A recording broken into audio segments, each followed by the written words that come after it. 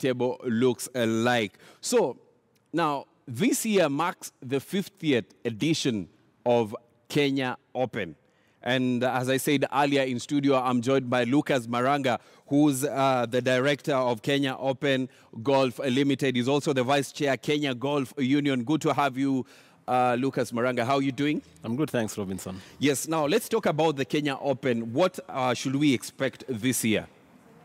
Thanks, Robinson. The Barclays Kenya Open will be held this year on 22nd of March to 25th of March at the Muthaiga Golf Club.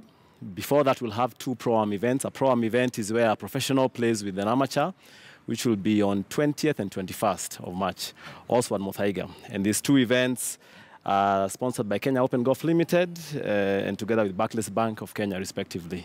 Yeah, Yes. There are people at home, who would want to know this year, the 2018 edition of Kenya Open. Yes. Which top Kenyan players are we expecting to see?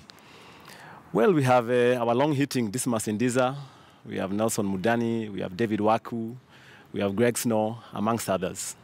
Yes. So those, and from outside, are we expecting to see the defending champion, come back to defend his title this year? I doubt he will be coming back this year because I think he got his ticket last year and got onto the global stage, and they have a whole qualifying system out there. But because of the prize kitty, of which we shall speak a short while later, there are a number of good players from the globe that are coming to play in Kenya Open, driven by the huge prize money this year. Speaking of the prize kitty, Yes. this year, how much do we expect the winner to get?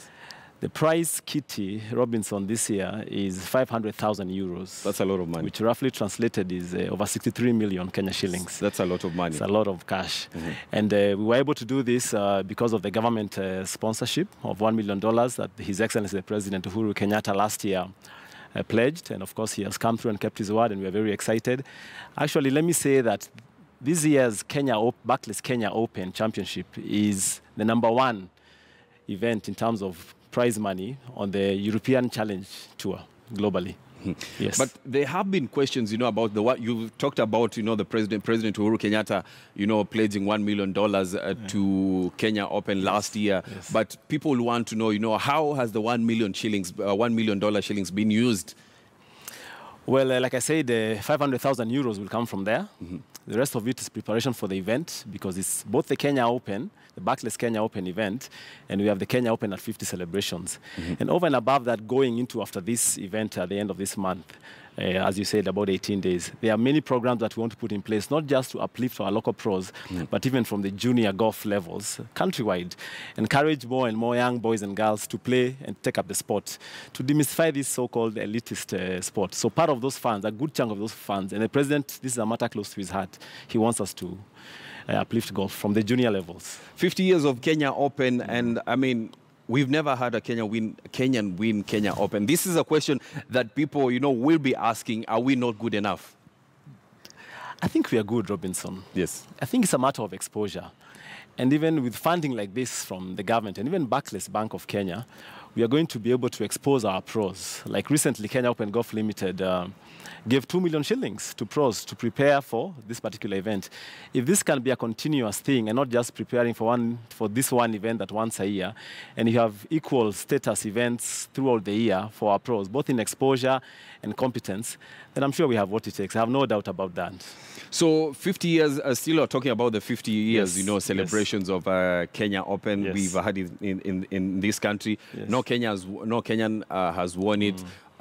We've had a number of youngsters coming in and, performing very well, but from, outside Africa and a person will want to know, what does the future hold for Kenya Open? The future is very bright, I must say. Like I said earlier about the sponsorship from government, and now this year being the #1 event in terms of prize money on the European Challenge Tour, the future is bright. We have good sponsors, current ones. Barclays has been amazing since 2011. And we shall continue having these conversations, not just with Barclays, but with other sponsors, to make this event bigger and better. Actually, let me say that we at KOGL, Kenya Open Golf Limited, our hope is that Kenya Open can be the #1 event, global event, not global event, Africa event in terms of status, in terms of prize money, and in terms of exposure. And I believe we can get there together with our sponsors. So as KOGL, what are you doing to make sure that you are helping the local pros that we have here? Like I mentioned, there was the 2 million shillings that they were given recently. Our chairman handed over the check. There was a media event for them to prepare, and that will go a long way. And we support them even in more ways than just cash. Whatever help that they need and they come, if the KOGL is in a position to support, we do in terms of exposure. And like I said, our hope is that we'll have more events, not just Kenya Open, that can expose these pros so that even their mental game is as strong as guys out there. Well, you talked about, Ken, you know, people having this elitist mentality that golf is all about, you know, a certain class of people in this country playing golf. You know, as, you know, Kenya Open, KOGL, what are you doing to make sure that, you know, this mentality is washed away? I think, just to answer that question in one response, junior golf. So when we introduce golf to schools, and not just private schools, but even city council schools or county schools, and teach this sport to those youngsters, and they grow up knowing it's like soccer or something else, and that's, to me, I believe, is a first starting point to just helping this golf game appear kawaida, like any other. And I believe with support, because again, golf is just use equipment. You don't just throw your hands on it. Yes. But with sponsorship and support, both from government and even other sponsors, we are able to do that. You're talking about, you know, introducing golf to different schools around, but one will I want to ask, you know, how many schools do we have in Kenya here that are able to, you know, accommodate golf as a sport? You see, we'd have to be creative about this. Right now, we have over 40 golf courses in this country. So we'd probably work with schools that are near those golf courses, whereby the golf clubs accommodate these students in the school, and we have the local pros or top amateurs in those golf clubs teaching the local schools and giving them lessons about the sport, and probably have open days where the students can come to play and they get to learn the sport. It is possible. We don't need to build more courses. Although I know my chairman, Kenya Golf Union, is quite keen on having more golf courses, which is all good.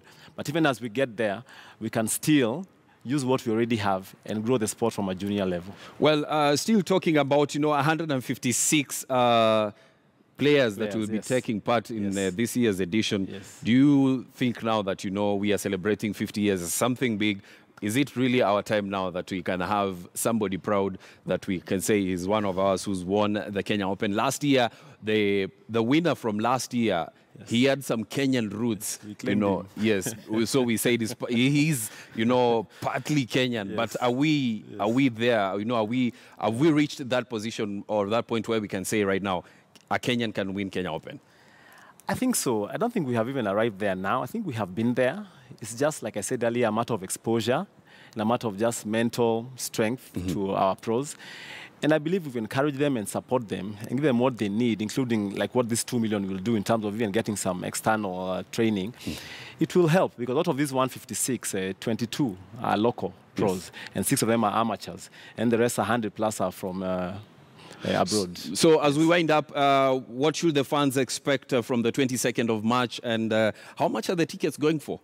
500 bob for daily ticket and season ticket of 1,000 shillings. And they're available on ticketsasa.com. Okay. Thanks a lot. That is Lucas Maranga, who is the director, Kenya Open Golf Limited, and also the vice chair, Kenya Golf Union, talking to us about Kenya Open that will tee off on the 22nd of March here in Nairobi at the Muthaiga Golf Club. Remember, 156 players will be taking part in that, and we expect one of ours probably to win that year. Remember, no Kenyan has ever won the Kenya Open. So we now move from Kenya Open and move to Thika, where we are now joined by Linda Rotuno, who is in Thika for the Nyeri finals of Chapa Dimba. Good afternoon, Rotuno.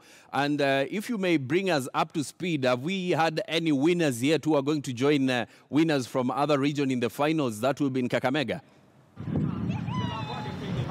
Yes, indeed, we have winners, Robinson. That is Limuru Starlets and also Euronauts. Limuru Starlets are from Kiambu and Euronauts are also from Kiambu. And it was a score of 6-0 for the Starlets, in which 3 goals were scored in the first half and other 3 were scored in the second half. And in this game, there's Millicent Njoki, who was the outstanding player, having scored 4 goals out of 6. And it was a very interesting interesting game, rather, with a higher percentage of the ball possession belonging to Limuru Starlets. And as for the boys' final, it was also a tough and also interesting match, but they managed to score 1-0. That is, Euronats managed to score 1-0 against Lufa. And from this, they're going to represent the Central Region in the finals. And just in this event, the winners get to walk away with 200,000 shillings. And they're going to meet other 7 regions, in the finals. And all of them will battle for the prestigious title of being crowned the Chapadimba champs. At the moment, the field is cleared and the matches are over. The awarding ceremony is going on, and every team is hopeful for a win in the finals. Back to you, Robinson. Well, thanks a lot, Linda Rotuno, right there in Thika, where the finals, the Nyeri region finals of Safaricom's Chapadimba are taking place. Remember, the 2 teams that's in the boys category and girls category will join winners from other regions in the country for the national finals.